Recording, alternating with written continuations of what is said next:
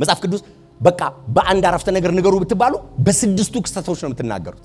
ፍጥረት ትልቅ ክስተት ነው። በቃ የሌለ ሆነ የሌለን የሆነውና ትልቅ ክስተት በመጽሐፍ ቅዱስ ውስጥ ዘፍጥረት 1 እና 2።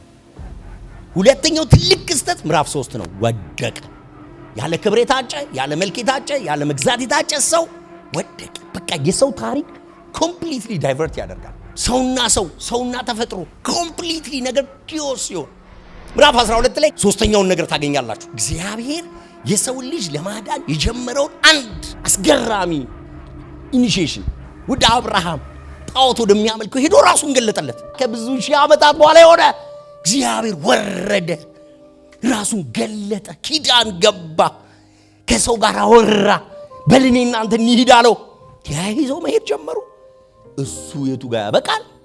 ኢየሱስ ክርስቶስ መጥቶ መስቀል ላይ ሲውል ቅድስት ድንግል ማርያም ተገኝታ ያ ቃል ሥጋ ሲሆን በሰው መሃል ሲያድር፣ እሱ ደግሞ ሌላኛው ክስተት እግዚአብሔር ወረደ። ራሱ ተገለጠ ሳይሆን ወረደ። አማኑኤል ተባለ። እግዚአብሔርን ያየው አንድ ሰው የለም። ሊታይ በማይችል ብርሃን የሚኖረው እግዚአብሔር፣ ያ እግዚአብሔር ወረደ፣ ደኮነ፣ ሰው መሃል አደረ። አማኑኤል አሉት። የመቤዠት ሥራ ተፈጸመ አለ። በደሙ በሆነ ማስተስሪያ የኃጢአትን መስዋዕትነት ከፈለ። መቤዠትን ሰራ፣ ፈጸመው፣ ተፈጸመ አለ። ላመኑት ሁሉ ለተቀበሉት ሁሉ የእግዚአብሔር ልጅ የመሆን ስልጣን ሆነ፣ በር ሆነ። ወደ እግዚአብሔር መግቢያው መቅደስ መጋረጃው ተቀደደ። ያ አዳም ሲወጣ ኤደን ገነት ላይ ቆሞ የነበረው መልአክ እጁን አነሳ። እግዚአብሔርና ሰው ተገናኙ። የሚገርመው ከዚህ በኋላ ያለው ክስተት መንፈስ ቅዱስ ወረደ የሚል ያ በኤደን ገነት ከሰው ሕይወት የወጣው እግዚአብሔር የተወው ጉድጓድ በምንም አይሞላም። በቃ እግዚአብሔር የሚሰጠው ስጦታ ልጁን ሰጥቶ መስዋዕት አድርጎ በሩ ከተከፈተ በኋላ እግዚአብሔር በመንፈስ ቅዱስ ራሱን ሰጠ ለሰው። በአንተ ውስጥ መኖር ፈለገ። ለምን ይመስላችኋል? እስጢፋኖስ ላይ እጃቸውን ጆሮአቸው ከተው የጮው ድንጋይ አንስተው ያሉት ልዑል ካሁን በኋላ የሰው እጅ በሰራው አይኖርም አላቸው። በዚህ መቅደስ አይኖርም። ልዑል የሚኖረው ራሱ በሰራው በመቅደስ።